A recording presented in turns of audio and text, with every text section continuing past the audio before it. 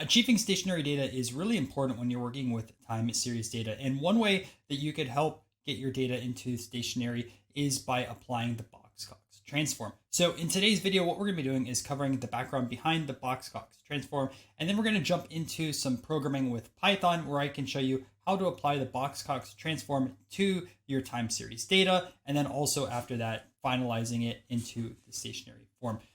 Gonna be a pretty easy video today, not a ton of difficult programming. And yeah, let's jump right into it. All right, let's jump into the Box-Cox transformation. So what does this do? Well, it really allows us to help stabilize the variance and make data more normally distributed by reducing the scale of the data. And it can be applied to models beyond just time series analysis, although this video is going to specifically focus on the time series section of the Box-Cox transformation. So what I have over here, just to show you guys, is two different charts of Apple stock closing price, right? The one on the left, you can see it goes all the way from 60 to 180, but the one here on the right, you can see it goes from 10 to 18. So the scale of this is significantly smaller than the one here on the left. One thing to note is you cannot use this when the data contains 0 or negative values, right? And when you're trying to make data stationary, what you want to do first is apply the Box-Cox transformation and then consider differencing if the data is not stationary. And don't worry, we'll show you both of those steps in this video when we go into our Python example. And if you're not familiar with stationary, I do have a video on the channel talking about stationary data within time series analysis, but essentially what you're trying to look for is no long-term trend or seasonality, so a constant mean as well as a constant variance. This typically isn't the case with real-world data, so you want to transform it into stationary data for specific models.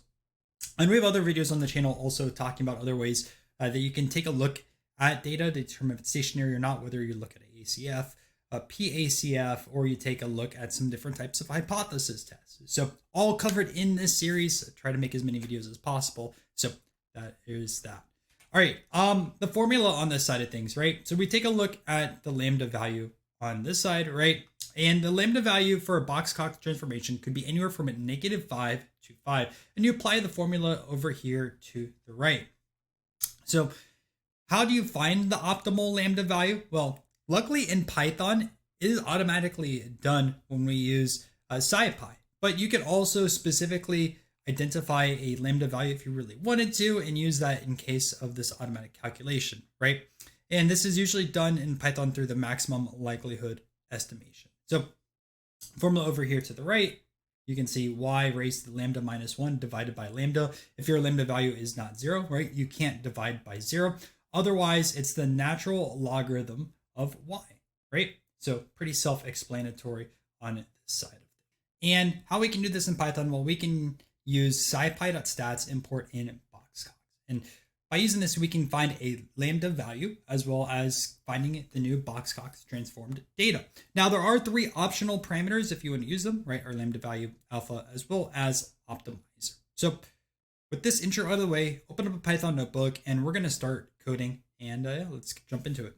All right, let's get going. So first import pandas as PD, imports numpy as np, import matplotlib.pyplot as plt.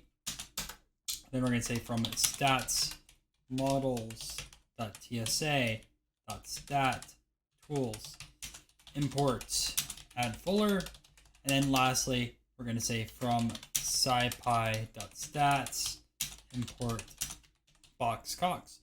And my little typo over here to start the video. That's all right. All right, everything has been imported. Now we're going to want to create a data frame. And over here, I'm using a data set for 5 years of stocks. I will put the link down below in the description. But anyways, just go pd.read CSV and then just grab the link over here in Google Colab. So just go over your copy path, paste it. If you're not using Colab, just have the link to your file within your local machine. And yeah, so now we have that over here. Next, since this shows all the stocks, I'm just going to limit it down to Apple. So I just want to say Apple df equals df. Inside over here, df name. We're going to say that's equal to Apple, and we're going to do a copy. So copy on that side of things. Great, great.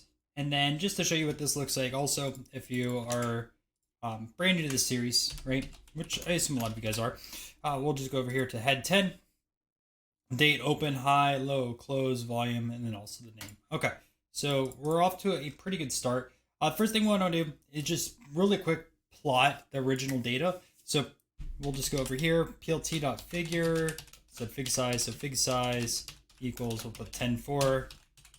And this is like gonna be pretty simple stuff. So plt.plots, then just Apple DF, close over here. We can label it if we want. Label equals Apple closing price.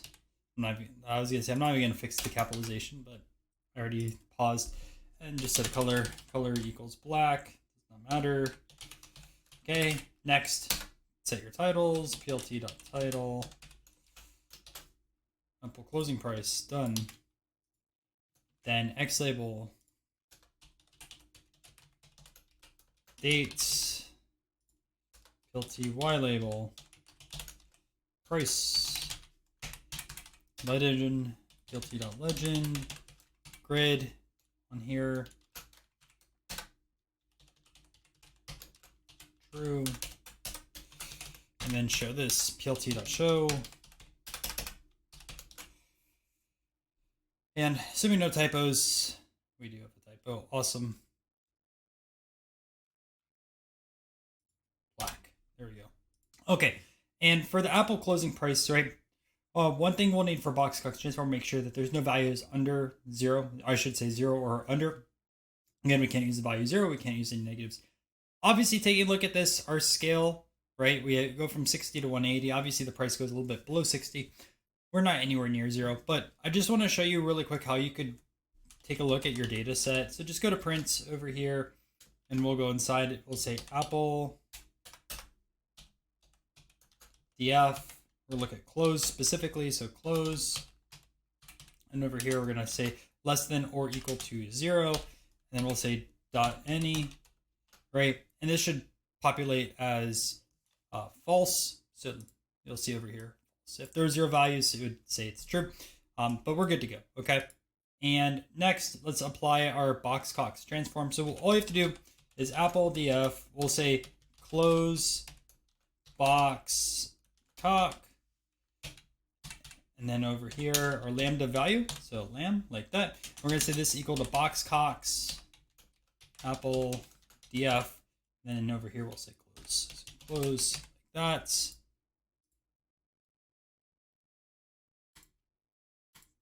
Take a second to run. While that is running, we'll just go to a print statement. Let's see what our lambda value is.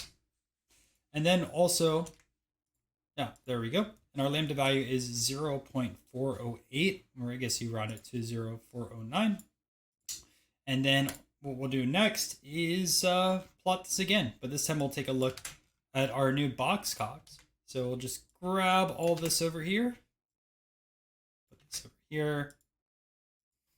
Just put Box-Cox. Doesn't really matter too much, right? Tutorial wise. And you can see now this is going from 10 to 18, which is a significantly smaller scale than we have over here from 60 to 180, right? But this data is not stationary yet. So what we'll have to do is difference the data. So just go over here, difference, right? And Apple DF, we'll just call this over here, close, God, that spelling, close Box-Cox diff equals pd.series, capital S series, pass in over here, Apple DF, close Box-Cox, and then what we'll want to do is .diff, right? And now what we can do is reprint this for the chart, or we should say replot, not reprint. Doesn't really matter. Let's say with diff. And you can see now that this looks stationary, right? Prices around 0, variance is about the same, right? And our scale is from negative 0.4 to 0.4. And we can do a quick ADF test just to determine that. So what we'll go over here is ADF Test equals add fuller, then pass in our Apple DF, right? And let me pass in that specific column. I guess I should have just copied this. Doesn't really matter. And if we have any null values, we should drop those. So drop NA. Great. And now all we have to do is print out our p-value. So print out our p-value. And that will just be through our ADF test of 1 index. And you see our p-value is very close to 0. And what I like doing is an if-else statement. And I talked about in the ADF video, I actually make a function for these, but this video isn't focused on ADF. And you can see over here, the time series is stationary reject, right? If it's under 0.05, which I'm taking a look at, for our p-value, we know the stationary, right? We're rejecting our null hypothesis, which is saying that the data is not stationary. Oh, more specifically, the time series, not stationary. So yeah, that's essentially it for Box-Cox, right? So all you have to do on this is literally one line of code, right? Box-Cox, pass in your time series data, right? And then you get your result, which I just create a new column, and you get your lambda value if you want to see that, right? Just print this out. And then, yeah, the data is transformed. You can see the scaling side of things. And then if you still want to get your stationary data difference after, and then the data is now stationary, just check with the test. You could also check with PACF, ACF. There's other tests beyond just our ADF, but the other videos for that is kind of introductory. But yeah, that's essentially the video. So that is the Box-Cox transform. Hope you guys did find some value in this video. And if you did, make sure to subscribe to the channel. We're uploading a few different data science videos every single week. And if you want to continue learning in this time series playlist, I have a few videos linked down below in the description, or you can click right onto the playlist right here. Again, thanks for watching.